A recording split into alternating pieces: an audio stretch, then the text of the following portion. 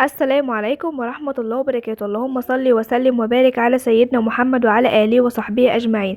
ازيكم يا حلوين؟ عاملين ايه؟ يا رب تكونوا بخير. بعتذر طبعا عن التأخير، بس غصب عني والله، كان دور تعب شديد جدا. مش يعني في الفيديو دوت مش هتكلم في تفاصيل كتير. الفيديو اللي جاي ان شاء الله بإذن الله هبقى اقول لكم التفاصيل اللي حصل معايا بالظبط انا والأولاد، والحمد لله عدت على خير. الفيديو ده مسجل بقاله كتير قوي قبل التعب، فيلا نخش في وصفة النهاردة. احنا كنا هنعمل قرص، فحطيت بياض بيضة، محتاجة الصفار بتاع البيضة عشان الوش القرص. فاخدت البياض وحطيت كيس خميرة ومعلقتين من السكر ورشة من الملح وكوباية من المية. عجنت بمية عادي، وبدأت ان انا حطيت كوبايتين من الدقيق زي ما انتوا شايفين اهو، وبدأت ان انا انخلهم.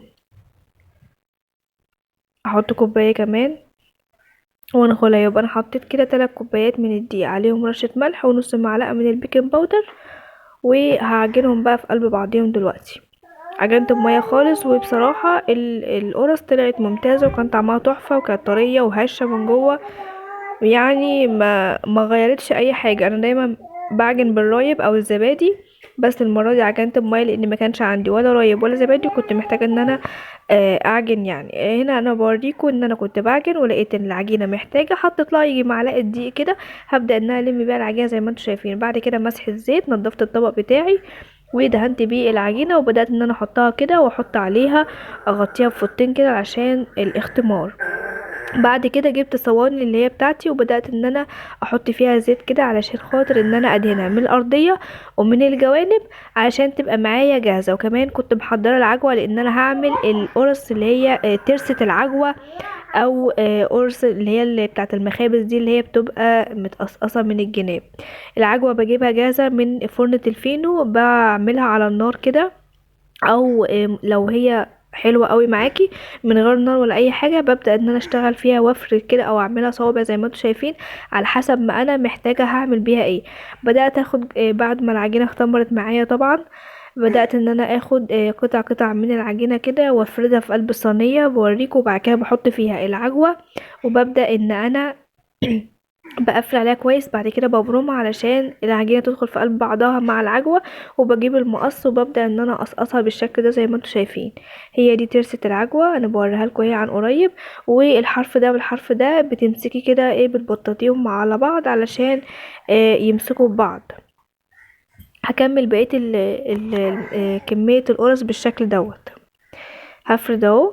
طبعا انا هعمل لكم اكتر من واحده علشان اللي ما خدش باله من الاولانيه ياخد باله من التانية، وهكذا. ولو الصبع بتاع العجوه طويل او كبير على القطعه اللي انت عاملاها، زي ما انت شفتوا انا قطعتها بالسكينه عادي، ببرمها كده وببدا ان انا اقفل عليها كويس. بعد كده ببدا ان انا ابرمها تاني على الايدي. طبعا انا المكان عندي ضيق، لو انا المكان متاح عندي هشتغل مثلا على ترابيزه او على رخامه او على بلانشة اي حاجه. انا كنت قاعده في الارض بصراحه وبعمل طبعا الموضوع دوت لما كنت شايله السجاد كله، وساعه الغاز بقى والتكسير والتهبيد والحاجات اللي انا كنت مصورها لكم قبل كده. بس الحمد لله دلوقتي احنا وصلنا لمرحله كبيره قوي، فرشنا شقتنا وروقنا وخلصنا، والغاز ركب عندي فوق وتحت، ولميت كل حاجه. طبعا هتشوفوها معايا في الفيديوهات اللي جايه باذن الله. ربنا ما يجيب حاجه وحشه، وان شاء الله هنزل لكم الفيديوهات بالتتابع. بس انا كده خلصت كمية. بدأت بقى ان انا اقصقصها بالشكل دوت، وبدخلها على فرن غاز، فرن الشبكة في النص، ودرجة الحرارة من 180 ل 200، ما بتعلاش ولا توطى عن كده، على حسب الفرن بتاعك. لو الفرن يعني بارد قوي خليه على 200، لو حامي خليه على 180. يعني ما على حسب الفرن بتاعتك ايه، كل واحد على حسب الفرن بتاعته. بس يعني حاجة سهلة جدا وسريعة، بتنفع طبعا للأطفال. وهرجع اقول لكم تاني، اي وصفة تحتاروا فيها هتلاقوها في على القناة التانية، ام اياد للوصفات البسيطة. هتلاقوا الوصفة متعداش ال10 دقايق بالظبط. هنا انا كنت بدهنها بالصفار البيضة ومعلقتين من اللبن. هنا انا بوريكم ان انا بعد ما سويتها بقى وخلصت، طبعا ما يعني للاسف ما صورتش الكميه كلها لاني كنت بطلع الصينيه، فصورتها عشان انزل الفيديو على القناه التانية. لكن اللي حصل بقى مش مشكله. المهم فانا خلصت بقى وكده، وكنت ساعتها خابزه الموضوع دوت، خابزه القرص دي الصبح بدري قوي صحيت الساعة 6 وعملتها واخدتها معايا وانا رايحة اودي اياد للحضانة، وحطيت له كمان مع يعني في شنطته. ورجعت عملت حبة حاجات كده ومشاوير قضيتها. وبعد كده دخلت عشان خاطر اغسل المواعين، لقيت المية قطعت بالشكل دوت. واتوضيت وصليت وعملت حبة حاجات معايا، ورحت كمان جبت اياد من الحضانة وجيت سبت هنا المواعين. ودخلت على اوضة الانتريه زي ما انتوا شايفين كده. طبعا انا كنت فرشاها معاكم لما كان بتوع الغاز عندي. طبعا لسه الشاشة موجودة هناك، هي شايلاها على جنب. كان وقتها لسه الصالة كان فيها شغل والناس داخلة خارجة، ما كنتش لسه خلصت موضوع الغاز. لكن هنا الغسيل اللي هو على الكنبه اللي انا لما دوت، ده الغسيل بتاع تحت الحافظه والمشايات والحاجات دي. جبتها وغسلتها طبعا عشان اتطربت بقى من التكسير والحاجات دي، وقلت لما اروق تحت افرشها على نظافه وتبقى الدنيا نضيفه يعني ومتوضبه. طبعا بعتذر عن صوت بنتي، بس انا لو قمت دلوقتي يعني القيامه هتقوم، هتصوت وهتبهدل الدنيا. فانا مضطره ان انا اقعد جنبها، وعشان مصوره كتير جدا والحمد لله قادره ان انا اتكلم الفتره دي. فقلت ان انا اسجل معاكم الفيديو يعني، وابدا ان انا انزل لكم الفيديوهات، لان انا مصوره لكم كتير والله العظيم. بس غصب عني ما كان يعني كان صوتي دوت مش طالع، كنت تعبانه تعب شديد جدا.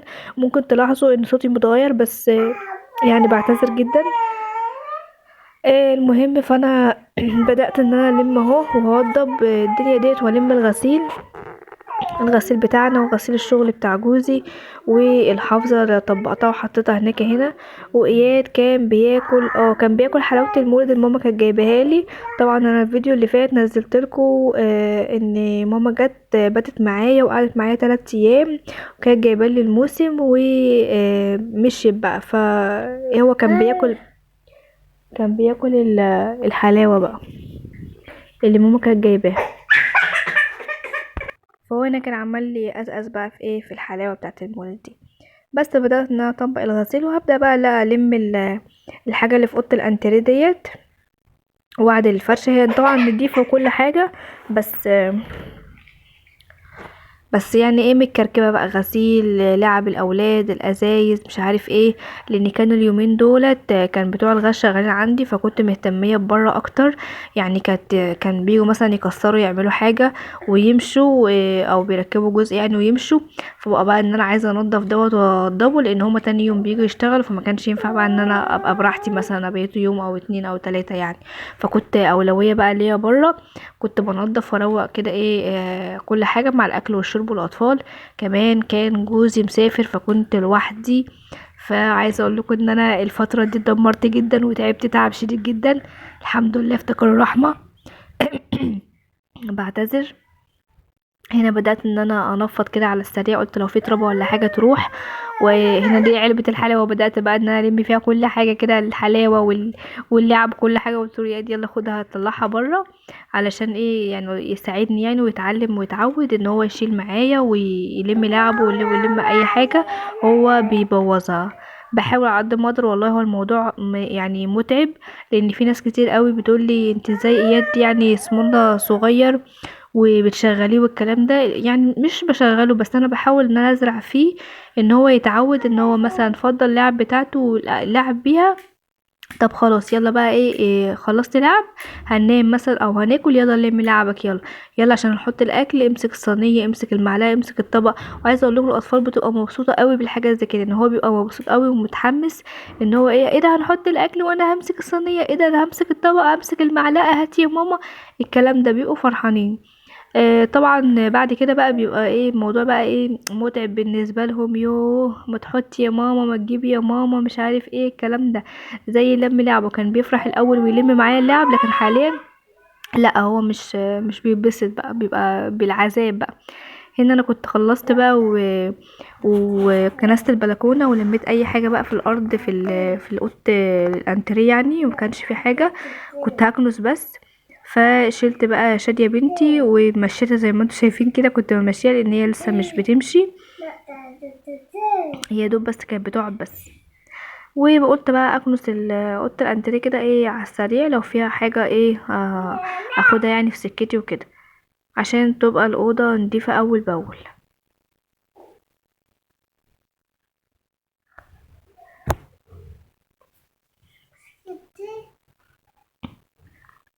بس كده، ادي الاوضه خلصتها ووضبتها وبقى زي الفل.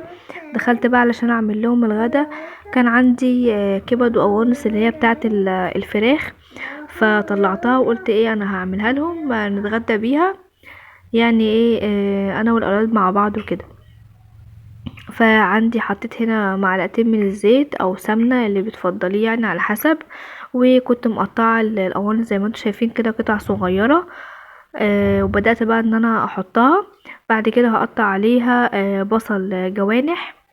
انا كنت بشوحها لان كانت عليت النار، وكانت بقى بدأت الطاسة تحمى معايا بقى، وزي ما انتم شايفين هنا بقى التوابل اللي انا حطيتها. حطيت ملح، وحطيت توابل 7 بهارات وكزبرة وكمون وتوابل فراخ وفلفل اسود وورق لوري على حبهان مطحون. دي التوابل اللي انا حطيتها، وبدأت ان انا ايه اشوحها بالشكل ده زي ما انتم شايفين. بعد كده عندك بصلايه بتقطعيها جوانح او مكعبات او صغيره جوليان زي ما انت ما بتحبي او بتفضلي تقطعيها ازاي قطعيها.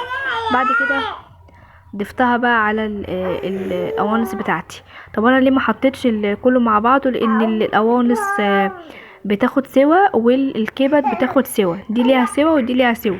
فانا حطيت القوانص الاول، كمان القلوب القلب بتاعها برضو ما حطيتهوش، يعني القلب شويه كده وهتلاقيني حطيته. لكل حاجه ليها سوا. فانا بدات يعني اكتر حاجه بتاخد سوا اللي هي القوانص حطيتها. وبعد كده ضفت لها البصل زي ما انتم شايفين كده. وهبدأ ان انا اشوحها عشان تتشرب بقى مع التوابل بقى والحاجات دي. بعد كده هنزل بالقلوب.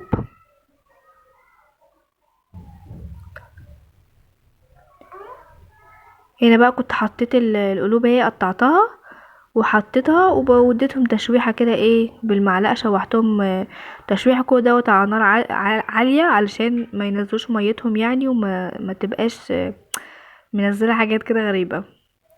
الحاجات دي اللحوم والحاجات دي بيفضل ان هي تبقى على نار عالية عالية علشان ما تنزلش ميتها.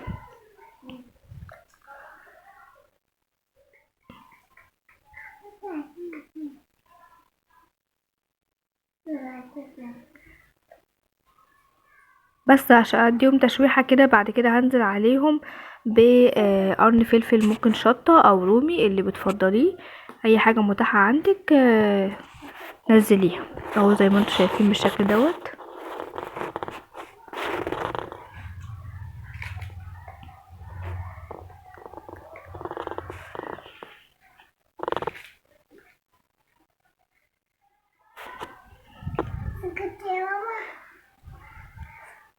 معلش بعتذر، انا بس صامت لفترة كده، الاولاد كانوا بيعملوا حاجة وكنت بركز معاهم، سرحت اصلا معاهم ونسيت ان انا بسجل. معلش انا اسفة. عايزه اقول لكم ان في تعليقات كتير قوي اتبعتت لي. م- انا ما يعني مش عارفه اقول لكم ايه بصراحه، بس انا ما بتعملش يعني. انا المفروض الصح هنا انا نزلت الكبد بعد ما قطعتها، هبدا ان انا اشوحها كده بالراحه. طبعا انا هي مسرعه الفيديو، لكن انا كنت بقلب بالراحه علشان ما تتهريش مني، تبدا ان هي تشم النار كده وتمسك معايا عشان ما تتهرس معايا وتتبهدل مني يعني. المهم فكنت عايزه اقول ايه. المفروض انا مثلا انا صورت ببدأ ان انا منتج الفيديو، بعد ما بنتجه واسرع واحذف واعمل اجمع الفيديوهات والكلام ده. طبعا الموضوع ده بياخد وقت كتير اوي. المفروض بقى ان انا عشان اسجل اشوف المقاطع وابدا ان انا واكتب مقدمه وابدا اكتب النهايه بتاعه الفيديو، وان انا الموضوع اللي انا هتكلم فيه ومش عارف ايه، موضوع كبير كده، وان انا اتكلم بقى ايه اللي هو بالسكينه والشوكه. بس انا بصراحه ما بحبش كده، يعني انا قادره اعمل كده لكن انا ما بحبش كده. انا بدأت معاكم بطبيعتي وهفضل طول عمري بطبيعتي، فانا فيديو مصوراه، فليه بقى هفضل بقى ان انا ابقى ملتزمة بكلام يعني معين كده؟ وانا ما بحبش كده. انا بحب اتعامل عادي، يعني انتوا كلكم اخواتي، فانا مش هينفع بقى ان اقول لكم ايوه انا حطيت هنا عملت هنا سويت طلعت نزلت الموضوع النهارده بيتكلم عن كذا كذا كذا. انا بتكلم بطبيعتي خالص.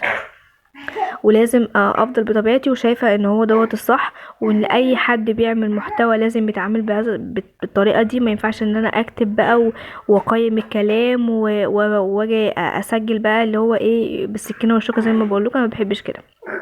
المهم انا اقول لكم انا حطيت الكبد وبعد كده حطيت طماطمايه وشوحتها، وبعد كده نزلت عليهم بعصرتين من الليمونه كده، بتدي طعم حلو جدا. دي اختياري، بس صراحه ضافت لي طعم حلو قوي للكبد والقوانص بتاعتي. بس كده. وطبعا زي ما ارجع اقول لكم تاني، اي وصفه تحتاروا فيها او تتلخبطوا، بدل ما ترجعوا تعيدوا الروتين من اول وجديد والرغي الكتير ده، هتلاقوا على القناه التانية ومواد للوصفات البسيطه، كل وصفه متعداش ال10 دقايق بس. وادي الوصفه بتاعتنا، مفيش اسهل من كده. وقعدنا بقى اتغديت انا والعيال، بعد كده اخدتهم وطلعت على فوق علشان اروق السطوح. انتي لسه ما خلصتيش السطوح؟ لسه ما خلصتش السطوح والله. انا عايزه اقول لكم ان انا النهارده لسه يا دوب لميت كمان شوال، بس بصراحه ما صورتش. مش يعني انا بعمل حاجات كتير قوي، مش لازم ان انا اصورها، بس اللي هو ايه لما بيجيلي فرصه بصور. يعني كل فتره كده بوريكم ان انا ايه، انا لسه مستمره في الموضوع دوت.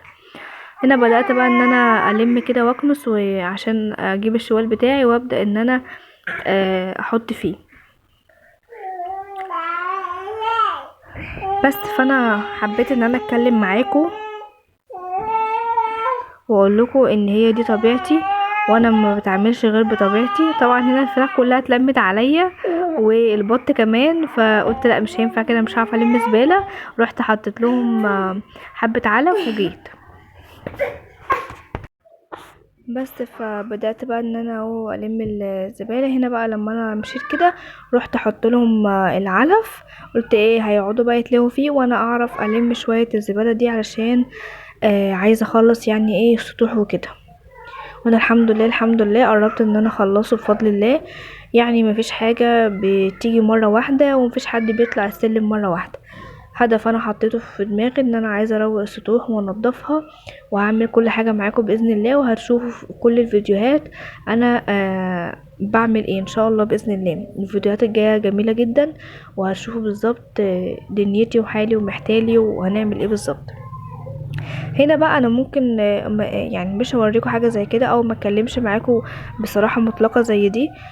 انا قادره اتكلم بالسكينه والشوكه، وقادره ان انا انتظم في كل فيديو على الموضوع دوت، وقادره ان انا اسجل بالطريقه دي. بس عادي يعني، انا مش حابه حاجه زي كده. انا حابه اتعامل بطبيعتي خالص زي ما انتوا شايفين. انا ما يعني ما بتصنعش. فده اجابه التعليقات او الاسئله الكتير اللي بتتبعت لي: انت ليه ما بتعمليش كذا، انت ليه مش عارف ايه، انت ليه. انا حابه اتعامل بطبيعتي، قادره يعني. ده مش يعني انا وجهة نظري ممكن تكون مختلفة عن الناس.